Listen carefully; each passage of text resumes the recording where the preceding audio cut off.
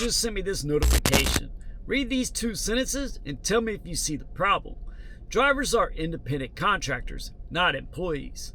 Immediately followed by, your experience and safety is a priority for us. You can't have it both ways. And that contradiction is costing them millions. So look at this notification Uber just pushed in my app. It says, first line says, drivers are independent contractors and are not employees or agents of Uber. Cool, so we're independent, we're business partners, and we're not your employees. The next paragraph, though, says, as always, Uber is here for you. Your experience and your safety on the app is a priority to us. So wait, hold up a second, right? I thought I wasn't your employee. I thought we weren't partners, but now my experience is your priority. So that one screenshot perfectly captures Uber's entire strategy. They want all the benefits of having a committed workforce, our loyalty, our feedback, and our cooperation without any of the obligations. And it's not just annoying, it's actually terrible business, and it's not a strategy that's going to cost them way more than they realize. Here's what Uber doesn't understand. You can't build a successful platform on contradiction. Either we're independent contractors and you respect us as business partners, or we're part of your team and you invest in us. Uber wants neither. They want to classify us as contractors so they don't owe us any benefits, no job security, and even a voice in how things work. But then they expect us to care about their experience and help them build a better platform. But that's why Uber doesn't know why this is happening, because drivers don't tell them. Why would they? Uber reminds everyone daily that we're not employees. So why would drivers act like they're invested in a company's success if they don't care about us? Now here is the twist. Uber just actually crushed a $152 billion market cap. They're killing it financially. Their stock is up, their investors are happy, and they are profitable. So when I say the relationship with the drivers is a problem, I'm not saying the company is failing. I'm saying they're succeeding in spite of burning the bridge with the people who actually run the platform. That's the drivers. So think about any other successful company. They obsess over feedback from the people doing the work because it makes them better. Uber collects feedback, it filters it through a third party, and well, mostly ignores it. So what drivers want in 2026 is actually pretty simple. Transparency about how that algorithm works, fair pay that doesn't randomly drop, and some basic respect. None of that is expensive compared to what Uber spends on lobbying and marketing.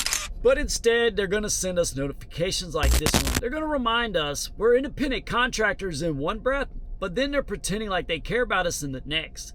They want that partnership when it benefits them, but they don't want none of the actual partnership obligation.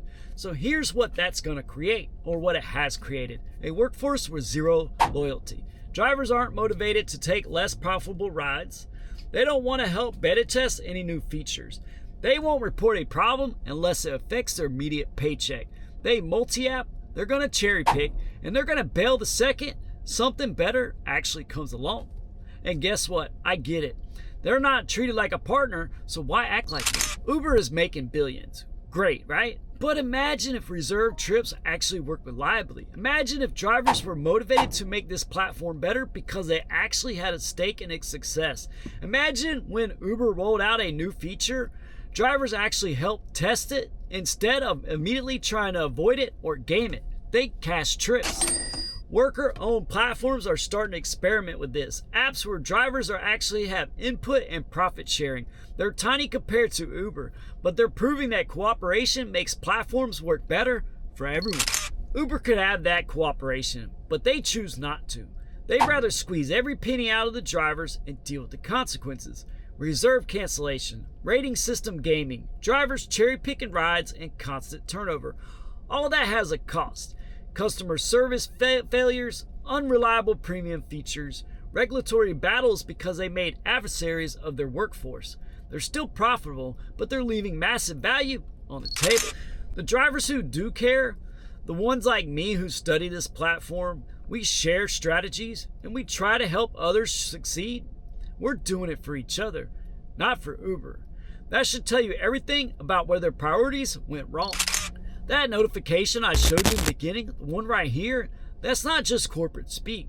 It's a window into how Uber thinks about its drivers. We're not employees, so they don't owe us anything. But we're also supposed to care about the platform and make it better. You can't have it both ways. I'm not even mad anymore. I'm just fascinated how a $152 billion company can have such an obvious blind spot.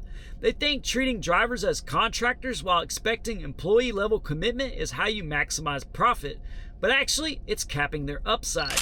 If a competitor ever figures out that cooperative model, pay drivers fairly, listen to their feedback, build an actual partnership, well, Uber's going to have a real problem because they've spent years teaching drivers not to care about whether their features succeed or fail. For now, they're winning, but they're winning on hard mode. So drop a comment when you get a notification like this. Do you even read it anymore? Or are you mostly like other drivers like me and just hit agree and move on because you stopped expecting anything to change?